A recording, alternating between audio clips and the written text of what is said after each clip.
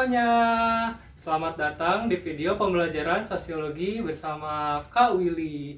Pada materi sebelumnya, kita sudah membahas sejarah lahirnya keilmuan sosiologi. Pada materi ini, kita akan melanjutkan ke materi ruang lingkup sosiologi dan hakikat sosiologi. Sosiologi berasal dari dua kata.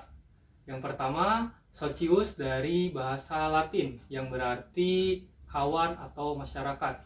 Sedangkan yang kata kedua yaitu logos, berasal dari bahasa Yunani yang berarti kata atau berbicara atau ilmu pengetahuan. Maka sosiologi adalah ilmu yang mempelajari tentang masyarakat atau berbicara tentang masyarakat.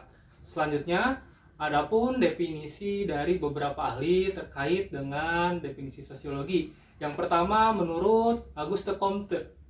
Comte berpendapat bahwa sosiologi adalah ilmu yang positif terkait dengan masyarakat.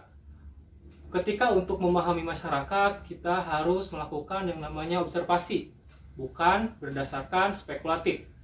Yang kedua, ada menurut Max Weber. Max Weber berkata terkait sosiologi bahwa sosiologi merupakan tindakan sosial. Namun, tidak semua tindakan manusia dapat dikatakan sebagai tindakan sosial. Selanjutnya ada menurut Emile Durkheim. Menurutnya, sosiologi merupakan fakta-fakta sosial. Fakta sosial adalah pola-pola atau sistem yang mempengaruhi cara manusia bertindak, berpikir, dan merasa. Lalu, ada menurut Wright Mills.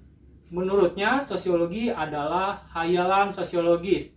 Yang dimaksud hayalan sosiologis ini adalah untuk memahami apa yang terjadi di masyarakat maupun yang di dalam diri manusia tersebut. Hakikat sosiologi, manusia dibedakan menjadi dua macam. Yang pertama, manusia sebagai makhluk individu dan manusia sebagai makhluk sosial. Manusia dikatakan sebagai individu karena berkepribadian unik, memiliki penampilan fisik, mempunyai kebutuhan, perasa, emosional, bahkan kita sering sebut individualis atau mementingkan dirinya sendiri. Makanya manusia dikatakan sebagai makhluk individu.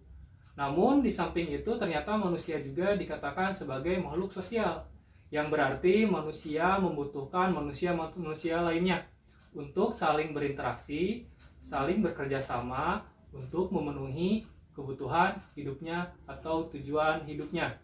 Jadi, dalam sosiologi ini, manusia bisa dikatakan sebagai makhluk individu dan dikatakan sebagai makhluk sosial. Dari individu dan makhluk sosial ini saling melengkapi satu sama lain, menjadikan masyarakat dengan beraneka ragam sifat dan perilakunya.